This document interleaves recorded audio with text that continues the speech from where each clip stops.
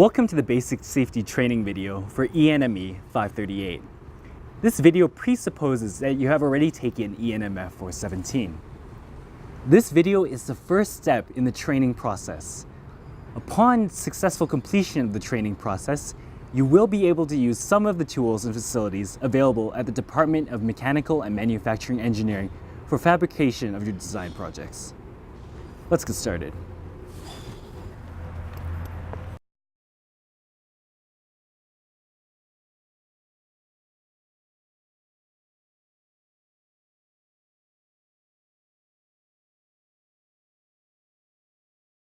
In 1992, the West Ray coal mine in Plymouth, Nova Scotia experienced a loss of 26 miners due to explosions in the mine. This was Canada's worst mining disaster since 1958. After endless inquiries and investigations, negligence, lack of training, and prioritizing production over safety were seen to be the main causes of the disaster. Methane detectors were turned off because they were constantly alerting of high levels, and safety procedures to reduce the combustibility of coal dust were hardly implemented. This led to a spark triggering a wave of explosions that reverberated throughout the mine. Not a single person was charged for this disaster. As a result, the Criminal Code of Canada, as well as the Occupational Health and Safety Act Regulation and Code, were changed in 2004. This allowed for criminal negligence charges to be placed against anyone who had a wanton disregard for safety or an intent to harm. The Occupational Health and Safety Act, Regulation, and Code function together to ensure and protect safety in the workplace.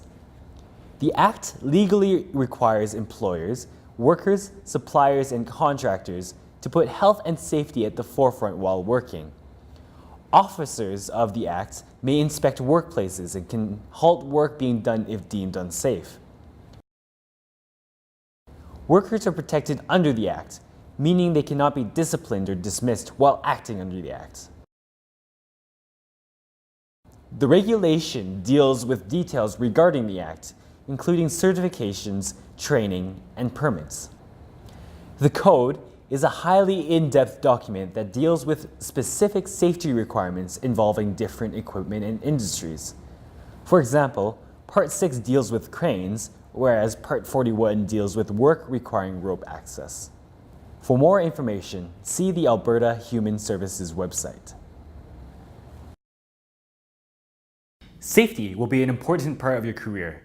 Becoming familiar with the OHS ARC will be integral no matter where you're working. It is extremely important to understand your duties and responsibilities when you work as contractors, suppliers, employers, or employees. The University of Calgary does have its own occupational health and safety management system.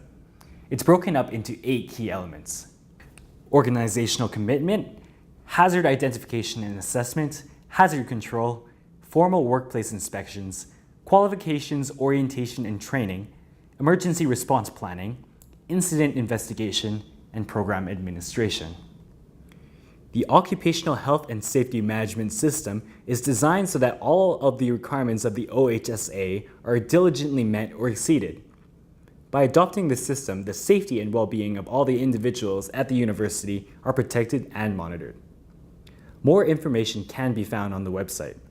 If someone is severely injured, contact campus security at 403-220-5333. If it is any other type of injury or a near miss, you are required to contact an instructor or supervisor immediately.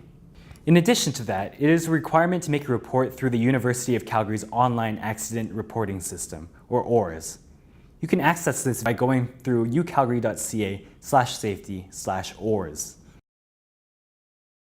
When working alone, particularly during the evening or outside of work hours, it is recommended that you sign into the Working Alone system. This system is a check-in, check-out system with campus security. Campus security will check in with you periodically until you are logged out of the system. Make sure that your speakers are on so that you can hear the notification beep. If you don't log off, campus security will follow up.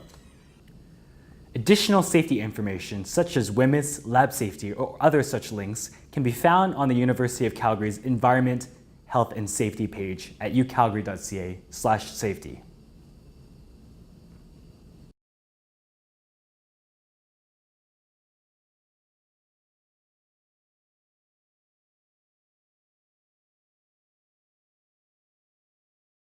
There are several different systems in place for safety training. On top, there's the Occupational Health and Safety Act Regulation and Code, which in turn directs the university's own policy, which is the Occupational Health and Safety Management System. These two systems help direct the Student Workshop Safety Program, which are specific to students such as yourselves who are working in faculty workshops. At the end of the video, you will be required to fill out a basic safety acknowledgement form. This will grant you access to the shop areas, as well as to basic and generally non-powered tools. Additional training in more complex tools will be documented using the Student Workshop Tool Use Agreement, acknowledging that you have undergone the training and are proficient in a certain tool. There are many tools and machines that can be used, all of which have a potential to injure. A key thing to note is that the machines themselves are not dangerous. Rather, it is the improper utilization and unsafe practices that causes the potential danger. Safety rules specific by area are posted at many of the locations, such as the machine and welding shops. For the equipment, there are hazard assessment forms and standard operating procedures. The hazard assessment forms are required by the University of Calgary's management system as well as the OHSA. These hazard assessment forms identify potential risks as well as control measures. In the first column, a task is identified. A potential hazard is identified in the second column. Current control measures are identified in the subsequent column. The hazard is then ranked on the basis of severity, probability of incident, and frequency of exposure, from a scale of 1 to 3. The following column identifies the recommended controls for this particular hazard. If the hazard ranking scores 3 to 4, the risk is considered low, and the hazard requires monitoring to ensure it does not increase. If the ranking scores 5 to 6, it is considered a medium hazard. It requires attention for the implementation of further controls, or a change of procedure to reduce risk. If the hazard ranking scores 7 or 8, the risk is considered high. This requires immediate action and attention to implement further controls or to change procedure to bring the hazard level down. In the event of a 9, all action must cease and immediate steps must be taken to mitigate the potential hazard. Standard operating procedures contain the instructions necessary to operate a piece of equipment safely as possible. These SOPs include the required protective equipment, hazards, and operations instructions. Most SOPs, but not all, say authorized personnel only. Sometimes you may see safe work instructions, or SWIs. These are interchangeable. The more advanced tools that require additional training in the student workshops are organized into 3 different classes. Class 1 tools include low to medium power bench tools and hand tools. This can include 3D printers, hand drills, laser cutters, and other such things. Reading the manual, directions, and SOPs are required to properly utilize the tool. However, when authorized, these tools can be accessed in supervised locations. Some of the more powerful tools will require you to work with a buddy. EL 103 will have Class 1 tools available for use. Class 2 tools are powerful, portable, and small benchtop tools. For example, this can include drill presses, angle grinders, band saws, and bench grinders. Class 2 tools require more extensive hands-on training and experience. You will be required to demonstrate your competency with the tool in order to be authorized. When authorized, you will still be monitored while using the tool. Class 3 are large-scale, industrial-grade tools. These are also the most potentially dangerous tools. This includes full-size milling machines and metal lathes. Class 3 tools require extended and extensive hands-on training and experience. You will have to demonstrate your competency with the tool in order to be authorized. Usually, professional level experienced individuals will be able to provide training and monitor usage. Some of the tools may be off limits entirely for student usage. After this video, you'll be authorized to use Class 0 tools, which are basic hand tools outside of the basic class system. This can include ratchets, wrenches, hammers, screwdrivers, and that sort of thing. Please do not bring in your own tools. The tools that are provided are guaranteed to be in good condition for use.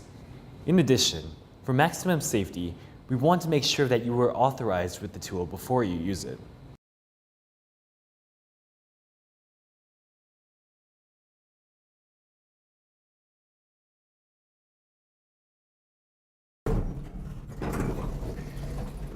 There are many different work areas in which design and fabrication can be done in.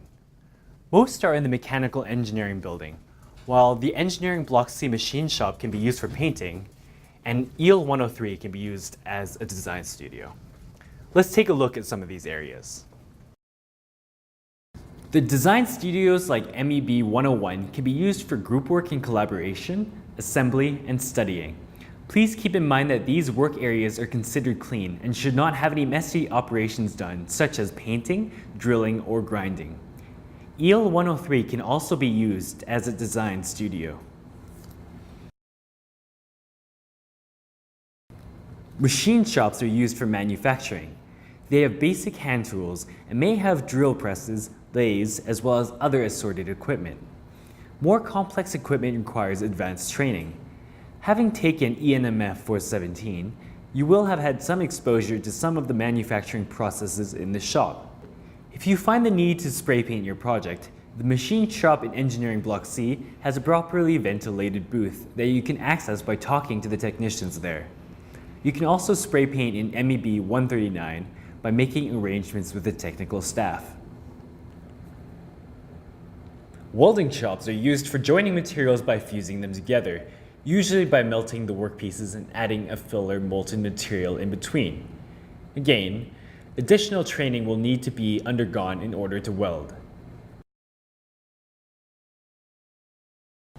In the situation that you need to do some messier operations, the back hallways are available for use. The areas and counters here can be used for operations such as filing and sanding. All of these locations are typically open for use during business hours, being 8:30 to 4:30. It is always good to check and confirm with the technical staff in the location you are working. After hours access can be given with proper arrangements. Wherever you are working, make sure you know where the emergency equipment is located. The locations of emergency exits, fire alarms, fire extinguishers, first aid stations, and fire blankets in your work area should all be noted in such an event. If a serious injury or event does occur, contact campus security first. Campus security can lead and direct emergency response teams quicker than if you were to call 911 directly.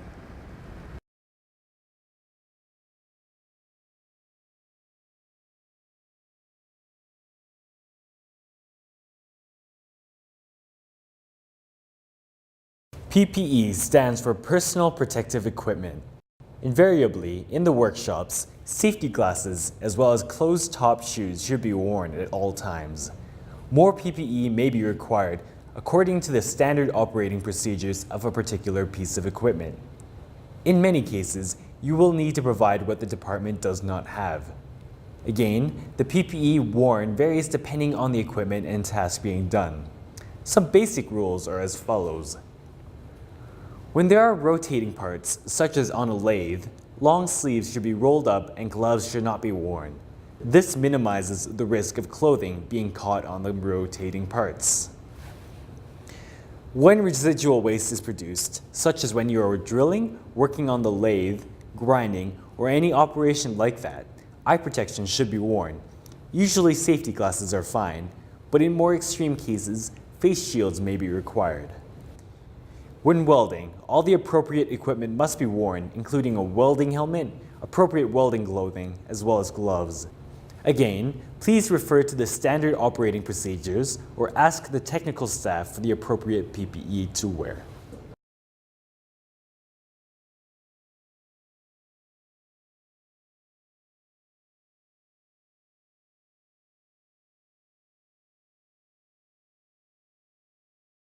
Firstly, heavy items should be lifted with proper form using your legs rather than your back.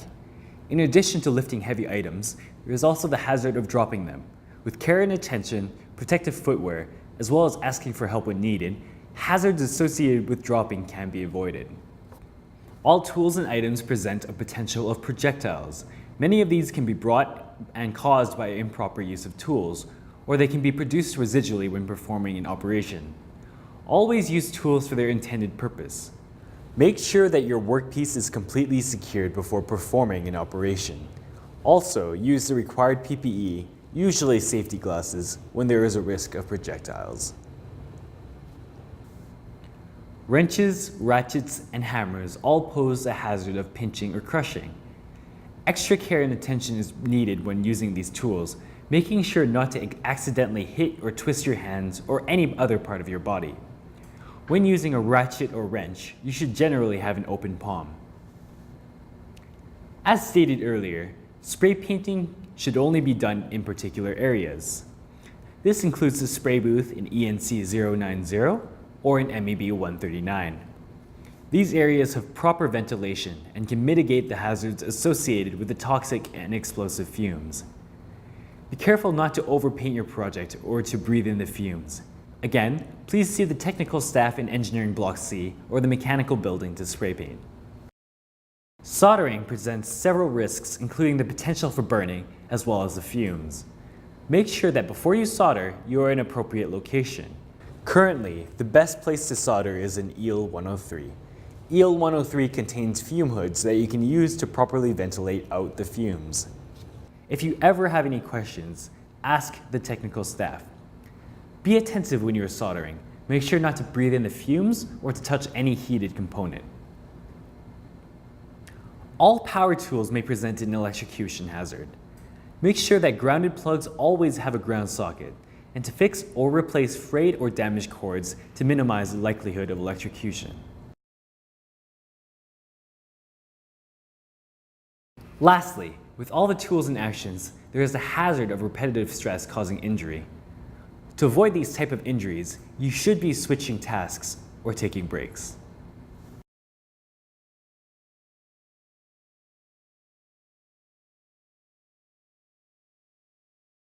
In every operation, you should clean up the produced waste immediately. This ensures that the waste does not interfere with future operations. Always assume that your workspace will be needed immediately after you are finished. Unfortunately, not everything can be taught to you at once.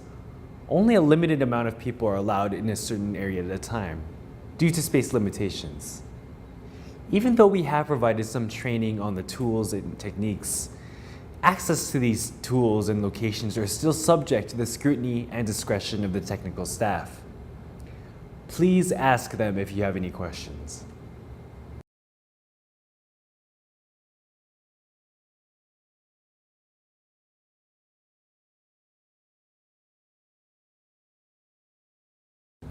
When you are required to travel to the field or any industrial location for your project, you should anticipate safety training, as many companies will already have developed safety systems in place.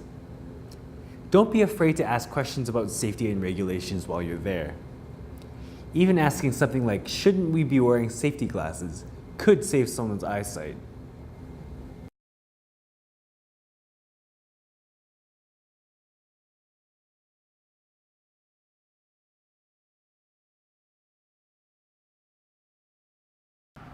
I will now get you to fill in your basic safety training acknowledgement form. Please enter in the relevant information, including your name, ID number, project, and supervisor's name. Then initial and date each row of the table. Once you're finished this, sign your name at the bottom. For any training beyond what we have already covered in the video, please ask the technical staff. This concludes the basic safety training video. Thank you for your attention, and good luck on your projects.